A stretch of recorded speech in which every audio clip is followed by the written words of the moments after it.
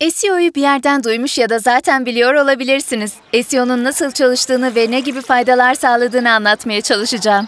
SEO, Search Engine Optimization kelimelerinin kısaltmalarından oluşur. Türkçe arama motoru optimizasyonu olarak açabiliriz. Arama motorlarında yapılan aramalarda web sitenizin pozisyonunun iyileştirilerek daha fazla kullanıcıya erişilmesini hedeflemektedir.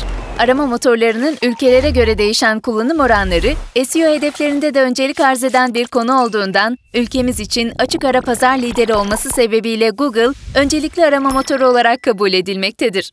Ayrıca YouTube her ne kadar video oynatma platformu olsa da dünyanın ikinci büyük arama motorudur.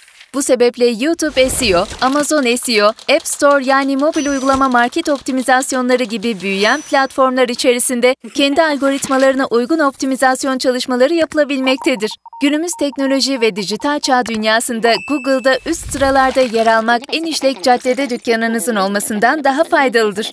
24 saat açık, ilgili kullanıcılara hitap ediyor ve dünyanın tamamına ulaşım imkanı sağlıyor. Arama motorlarında ilk sıralarda yer almak ücretsiz organik trafik sağladığı kadar marka bilinirliği ve prestij anlamına da gelmektedir. Bu yüzden sürdürülebilir bir arama motoru görünürlüğü, uzun vadede en kalıcı marka oluşturmak demektir.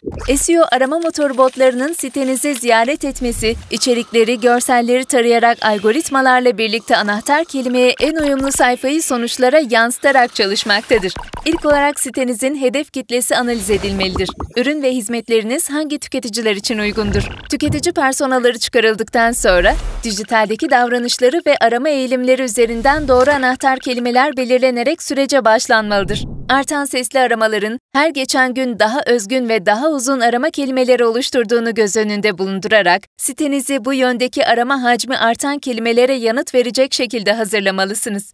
SEO en işlek caddedeki bir mağaza gibi satış odaklı kurgulanmalıdır. Mağazanın tabelası ve vitrini önemlidir. Ancak ziyaretçiler istediği ürünleri bulabilmeli ve sorduğu tüm sorulara en uygun ve bilgilendirici yanıtları alabilmelidir. Aynı şekilde sitenizi ziyaretçilerin beklentilerine uygun hazırlamalısınız. Aynı zamanda sitenizin mimari yapısı, ziyaretçilerin site içinde de kolay gezinebilmeleri, aradıklarını bulabilmeleri ve yeni içerikler keşfedebilmeleri için elverişli olmalıdır. Bu sayede daha fazla sayfa ziyaret eden, daha fazla sayfada kalan ve daha fazla etkileşim kuran her kullanıcı sizin dijital marka bilinirliğinizi ve SEO pozisyonlarınızı artıracaktır.